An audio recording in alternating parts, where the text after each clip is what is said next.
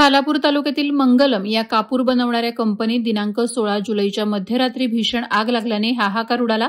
या आगीत कोणतीही जीवितहानी झाली नाही, मात्र साहित्य सामुग्री जळाल्याने बेसुमार वित्तहानी झाली। या आगीवर नियंत्रण मिळवण्यासाठी एकूण 13 एजन्सीच्या फायर ब्रिगेड टीम दाखल झाल्या होत्या। तब्बल 4 तासाच्या अथक परिश्रमानंतर आगीवर नियंत्रण मिळवता आले। हेल्प फाउंडेशनच्या मेंबर्सनी खालापूर तालुका पोलीस स्टेशनचे पोलीस निरीक्षक सचिन पवार आणि मंडळ अधिकारी संदेश पानसर यांच्या मार्गदर्शनाखाली घटनास्थळी येणाऱ्या फायर ब्रिगेड टीमचं नियोजन, संसाधनांची जुळवाजुळव, संसाधनांची वाहतूक इत्यादी बाबतची मोलाची भूमिका बजावली आणि आग लागलेल्या ठिकाणी सुरक्षेच्या साधनांचा वापर करत प्रत्यक्ष मदतकार्य केलं। खालापूर तालुक्याचे तहसीलदार अभय चव्हाण, उपविभागीय पोलीस अधिकारी विक्रम कदम, नायब तहसीलदार सुधाकर राठोड यांनी तत्काळ घटनेची तीव्रता जाणून घेऊन फायर ब्रिगेडच्या टीम बोलवण्याने आग इतरत्र पसरू शकली नाही।